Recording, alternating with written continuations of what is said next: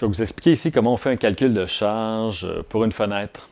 Pourquoi sur une fenêtre? C'est que sur une fenêtre, j'ai des pertes de charge qui se font par conduction, donc le transfert du froid qui se fait à travers la vitre ou le cadre de la fenêtre, ainsi que les pertes par infiltration. Donc, les pertes par infiltration, ça peut représenter une charge qui est très importante, surtout si vous avez des vieilles fenêtres.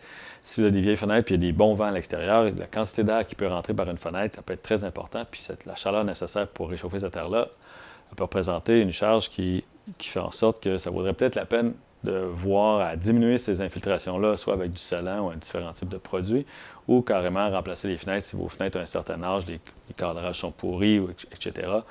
Ça vaut la peine à un moment donné de remplacer ces fenêtres parce que les pertes par infiltration ou par conduction, ça représente une charge qui est très importante sur une maison. Donc, comment on calcule ça? C'est, les pertes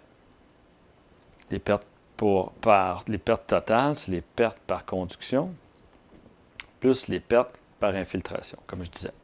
Donc, comment on calcule les pertes par conduction? C'est le même principe qu'un mur. Les pertes par conduction, c'est le coefficient de transfert fois la surface fois la température intérieure moins la température extérieure. Et les pertes par infiltration, c'est le nombre de pieds cubes d'air qui rentrent par pied de fente. C'est des informations qu'on va retrouver dans des tableaux. Fois un facteur qui est 0,018. Ça, c'est parce que c'est de l'air, c'est une constante. Fois la température intérieure moins la température extérieure. Donc, si je fais un exemple, c'est qu'une fenêtre à guillotine de 4 pieds par 5 pieds. Donc, on va faire un calcul avec cette fenêtre-là. On va supposer que la vitre a une résistance thermique autour de 2. Donc, si je fais mon premier calcul par ma perte par conduction, mon facteur U, c'est 1 sur R, donc c'est 1 sur 2, fois la surface, on va prendre exemple 1 pied carré dans ce cas-ci. Puis après ça, le différentiel de température, c'est que si je veux, exemple, 70 degrés dans une maison en Fahrenheit, fois moins, cet exemple fait moins 30 à l'extérieur, ça fait un différentiel de 100 degrés. Donc, fois 100. Donc, si je fais ça, ça donne 50 BTU par heure par pied carré. Donc, si j'ai 20 pieds carrés, comme dans ce cas-ci, c'est fois 20, ça donne 1000 BTU à l'heure de perte de charge. Donc, si on compare, par exemple, avec un mur récent qui a une résistance thermique de 20, on va avoir une perte de chaleur d'environ 5 BTU par pied carré. Là, ici, on a 50 BTU, donc c'est 10 fois plus de perte de charge par une fenêtre que par un mur. Donc, c'est pour ça que c'est important d'avoir une bonne résistance thermique au niveau de la fenêtre. Si on met des fenêtres plus récentes avec une résistance thermique autour de 4, on vient de couper en deux nos pertes de charge par conduction. Plus les pertes par infiltration. Donc notre perte par infiltration dans cette fenêtre-ci, pieds cubes d'air à l'heure. Ici, on prend des tableaux. Dans les tableaux ici, si exemple, je prends un vent de 15 000 à l'heure, une fenêtre à guillotine mal ajustée, va donner 39 pieds cubes à l'heure par pied de fente. Donc, ça veut dire que j'aurai ici 39 pieds cubes d'air à l'heure par pied de fente, fois mon facteur 0,018, fois mon différentiel de température qui est 100 degrés. Donc, cette information-là va nous donner 1544 BTU à l'heure.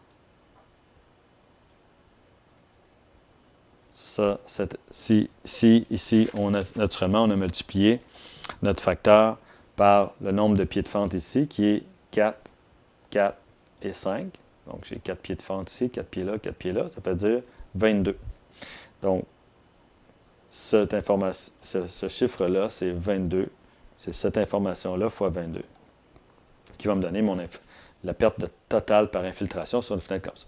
Donc, j'ai 1544 BTU juste en infiltration, plus un 1000 BTU par conduction. Ça fait 2500. Le total, c'est 2544 BTU à l'heure de perte de chaleur. Ce qui est énorme.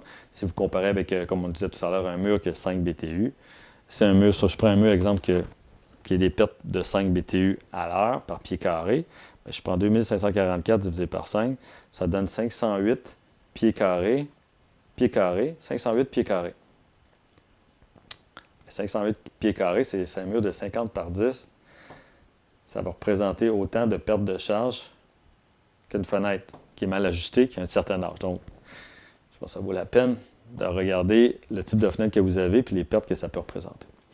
Donc, de là l'idée d'avoir une fenêtre qui est performante et de réduire au maximum les infiltrations. Si je prends une fenêtre qui est plus récente, quand on sait qu'ici, regardez, ça donne 39 pieds cubes d'air à l'heure par pied de fente, Quand une fenêtre récente, on sait que ça donne moins de 0,194 pieds cubes d'air à l'heure par pied de fente, moins 0,194. Moins de 0,194, ça c'est des fenêtres avec des cotes A3. Si vous allez voir la vidéo sur les cotes des fenêtres, vous allez voir qu'une fenêtre avec une cote A3 va donner moins de 0,194 pieds cubes d'air par pied. Ici, on a 39 pieds cubes d'air par pied.